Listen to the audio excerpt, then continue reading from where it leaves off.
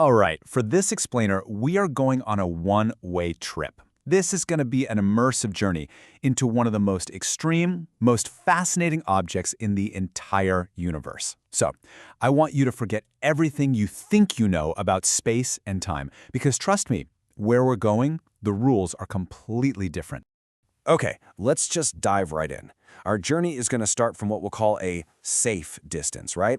This gives us a really spectacular view of our destination, a supermassive black hole.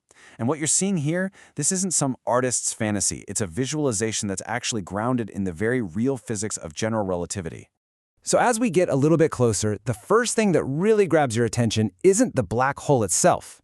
I mean, it's black, it's invisible by definition. No, what you see is this brilliant, blazing structure of light that's wrapped around it. It's like a cosmic point of no return, really the final stop for any star or gas cloud that strays just a bit too close. This incredible thing has a name. It's called an accretion disk. Think of it as this vast, rotating platter of gas, dust, and the shredded remains of unlucky stars. All of it is being pulled inward by the black hole's insane gravity.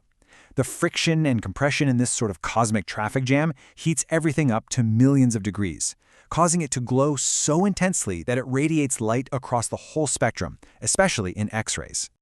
Okay, we're moving in closer now. And as we approach this abyss, our view of the universe, of everything, starts to warp and distort in ways that just defy all normal intuition. The very fabric of space is being twisted, and we're about to see what that actually looks like firsthand.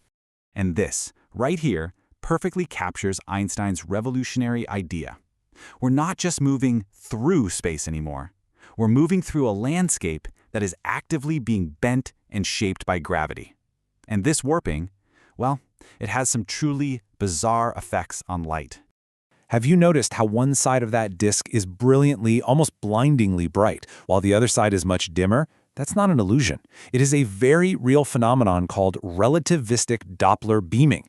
You see, the gas on that bright side is hurtling towards us at nearly the speed of light, and that motion causes its light to get concentrated and seriously intensified.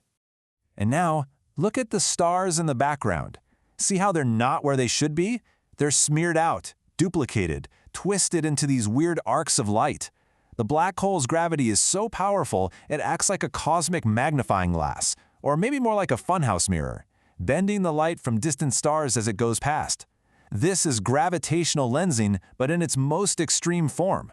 This quote from the visual effects team that worked on the movie Interstellar really explains the visual chaos we're seeing. For a spinning black hole, it gets even wilder. The black hole literally drags space-time around with it, stretching out those lens star patterns and just wrapping them around our entire field of view. It's like a 360-degree light show at the very edge of reality. We are now at the threshold. We're approaching the event horizon, and that is the point of no return. This is the boundary where the gravitational pull becomes so strong that nothing, not even light, can ever get out. But it's more than just a boundary in space. It's where time itself begins to break down. It sounds like something straight out of science fiction, doesn't it? The whole idea that time can actually flow at different rates depending on how strong gravity is. But this effect, it's known as gravitational time dilation. It's a core prediction of Einstein's theories, and it is a real, measurable thing. And we don't even have to go near a black hole to prove it. Scientists did this incredible experiment where they compared two sets of hyper-accurate atomic clocks. They kept one set near sea level, and they took the other set to a higher elevation, where Earth's gravity is just a tiny, tiny bit weaker. And wow, the results were just astonishingly clear. You can see it right here in this graph. That time difference, the delta t, accumulating between the two clocks over several days. That downward slope is unmistakable. The clock that was closer to Earth's center of gravity, where gravity's a bit stronger, was ticking just ever so slightly slower than the one farther away. So the difference they measured was just under 27 nanoseconds per day. I mean, that's an infinitesimally small amount of time in our daily lives for sure. But here, near a supermassive object like this black hole, this effect becomes absolutely extreme. To someone watching us from a safe distance, our clock would appear to slow down dramatically, until, right at the event horizon, it would seem to freeze entirely. Minutes for us could stretch into years, even centuries for them. We've done it. We've just crossed the event horizon. There is no turning back. All paths from here lead to one place, the center. And the laws of physics that have guided us this far are about to act on us directly and, well, violently. Physicists have a wonderfully descriptive, if maybe a little terrifying name for what happens next: spaghettification. The term was actually popularized by Stephen Hawking, who imagined an unlucky astronaut falling in and being stretched like spaghetti by the black hole's extreme tidal forces. Yeah, it's a pretty grim step-by-step process of deconstruction. Because the pull of gravity increases so steeply over such a short distance, the part of you closer to the black hole, let's say your feet, is pulled with so much more force than your head, you get stretched vertically, while at the same time, you're being squeezed from the sides, until you are literally nothing but a thin stream of atoms flowing toward the center. And that's it. Our incredible and very final journey is over. We have plunged into the heart of a gravitational monster, and in doing so, we have witnessed some of the most profound and frankly bizarre phenomena the cosmos has to offer.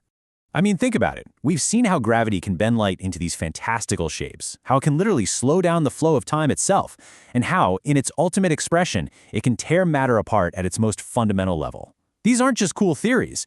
They are the physical realities of the most extreme environments in our entire universe. And this brings us to the final, profound mystery.